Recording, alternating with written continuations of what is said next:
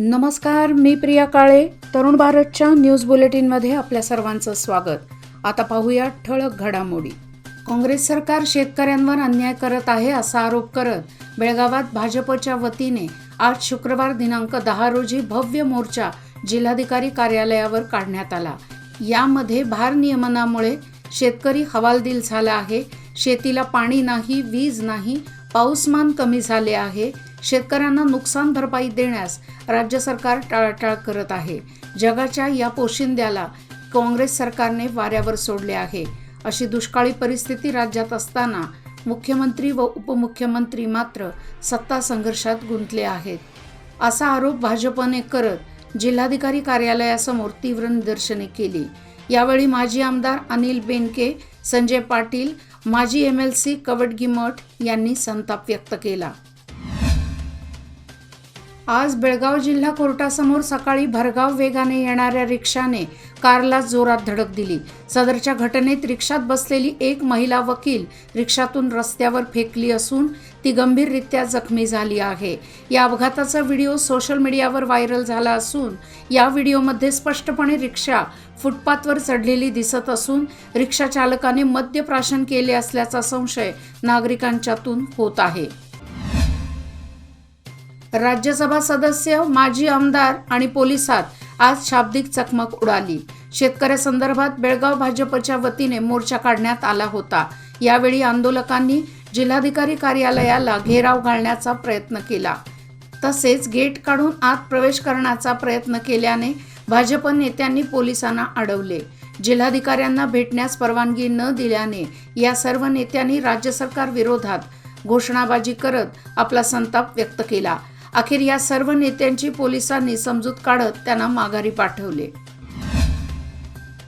SKE society संचलित GSS महाविद्यालयाच्या BCA अभ्यासक्रमाच्या विद्यार्थ्यांसाठी इनसाइट 2023 हा ओरिएंटेशन कार्यक्रम आयोजित केला होता. 3ऱ्या आणि 5व्या सेमिस्टरच्या विद्यार्थ्यांकडून आयोजित या कार्यक्रमात प्रश्नमंजुषा, संवाद, सांस्कृतिक व परिचय खेळ, ट्रेजर हंट अशा स्पर्धा झाल्या.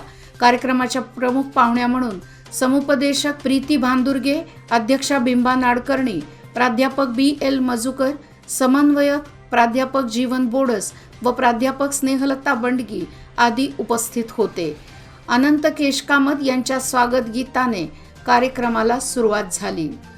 प्राध्यापक जीवन बोडस यांनी BCA अभ्यासक्रमाच्या शैक्षणिक पैलूंची माहिती करून दिली. प्राचार्य BL मजुकर यांनी विद्यार्थ्यांनी जीवनातील आव्हानांचा सामना करताना सकारात्मक दृष्टिकोन ठेवण्याचे मार्गदर्शन केले. दिवाळी म्हणजे बच्चे कंपनीला वेध लागतात ते छत्रपती शिवाजी महाराजांचे किल्ले बनवण्याचे. काही किल्ले प्रतिकात्मक असतात तर काही जण हुबेहूब बनवण्याचा प्रयत्न करत असतात. आणि आता किल्ला बनवला म्हणजे त्यांच्यासोबत मावळे, हत्ती, उंट, घोडे, इतर प्राणी यांचा लवाजमा आलाच. आणि अशाच मावळ्यांच्या प्रतिकृती सध्या आपल्या बेळगावातील बाजारपेठेत बघायला मिळत असून ते बच्चे कंपनीचे लक्ष वेधून घेत आहेत. राज्य शासनाने 8 दिवसापूर्वी 200 पेक्षा कमी विद्यार्थी असलेल्या शाळेत क्रीडा शिक्षकांची नेमणूक होणार नाही. तसेच आत्ताच्या शाळेतील सुद्धा क्रीडा शिक्षक नियुक्त्या रद्द करण्यात येतील असा आदेश काढला आहे. वास्तविक या आदेशाने क्रीडा क्षेत्रात प्रावीण्य मिळवणाऱ्या विद्यार्थ्यांचे मोठे नुकसान होणार आहे. क्रीडा शिक्षकांवर बेकारीची कुऱ्हाड कोसळणार असल्यामुळे त्यांच्यावर मोठा अन्याय होणार आहे. हा निर्णय ताबडतोब रद्द करावा यासाठी आज बेळगावात SMDC सदस्यांच्या वतीने जिल्हाधिकाऱ्यांना निवेदन देण्यात आले आहे. वायव्य परिवहन मंडळाला नव्याने 375 बसेस दिल्या जाणार आहेत. यापैकी 50 बसेस बेळगाव परिवहन आगारात दाखल होणार आहेत. मात्र निविदा रखडल्याने डिसेंबरमध्ये दाखल होणाऱ्या बसेस आता मार्चमध्ये उपलब्ध होणार आहेत. त्यामुळे परिवहन समोर बस कमतरतेचा प्रश्न कायम राहणार आहे. शहरातील 58 वॉर्डमध्ये प्रभाग समिती नियुक्तीबाबत यापूर्वी अनेक वेळा जनजागृती करण्यात आली. मात्र त्याला जनतेने म्हणावा तसा प्रतिसाद दिला नाही. त्यामुळे पुन्हा एकदा प्रभाग समिती नियुक्तीबाबत परिपत्रक काढण्यात आले आहे. केवळ 13 प्रभागातील नागरिकांनीच महापालिकेकडे अर्ज केले आहेत. मात्र उर्वरित प्रभागातून म्हणावा तसा प्रतिसाद मिळाला नसल्याचे सांगण्यात आले. आचार्य गल्ली शहापूरमध्ये ड्रेनेज भरत असल्याने सांडपाणी रस्त्यावर येत आहे. त्यामुळे या परिसरात दुर्गंधी पसरली असून नागरिक आजारी पडत आहेत. या भागात राहणाऱ्या लोकांना याचा त्रास होत असून तिथे मोठी समस्या निर्माण झाली आहे. या ठिकाणी जुनी ड्रेनेज पाईपलाईन आहे. त्या ठिकाणी नवीन सांडपाणी पाईपलाईन घालण्याची मागणी वाढत असून स्थानिक लोकप्रतिनिधींनी याकडे लक्ष द्यावे, तसेच या भागातील समस्या दूर करावी अशी मागणी तेथील नागरिक करत आहेत. AICC मानवाधिकार विभागाने बेळगाव येथील नंदन मक्कळधामला भेट देऊन मुलांना दिवाळीनिमित्त मिठाईचे वाटप केले आणि त्यांचा आनंद द्विगुणित केला. या उपक्रमात AICC मानवाधिकार विभागाचे राज्याध्यक्ष चंद्रकांत नाईक, जिल्हाध्यक्ष अच्युत पाटील, जिल्हा महिला आघाडीच्या अध्यक्षा महादेवी अक्से बागेल, उपाध्यक्षा रक्षा उपाध्ये, संगमेश बुकटगी आदी उपस्थित होते. दिवाळी अगदी जवळ आल्याने प्रवाशांच्या संख्येत दुपटीने वाढ झाली आहे. विशेषतः मूळ गावी परतणाऱ्या प्रवाशांची संख्या वाढू लागली आहे. परिवहनने प्रवाशांची गैरसोय टाळण्यासाठी अतिरिक्त बसेस उपलब्ध केल्या आहेत. मात्र शक्ती योजनेमुळे महिला प्रवाशांच्या संख्येत वाढ झाल्याने सार्वजनिक बस सेवेवर परिणाम होऊ लागला आहे. परिवहनने सामान्य बसेस बरोबर वातानुकूलित बसेस विविध ठिकाणी सुरू केले आहेत. राज्यांतर्गत महिलांचा मोफत प्रवास सुरू असला तरी आंतरराज्य प्रवासासाठी पैसे मोजावे लागत आहेत. गेल्या 5 वर्षात निपाणी शहरातील नागरिकांना पाण्यासाठी वारंवार झगडावे लागत आहे.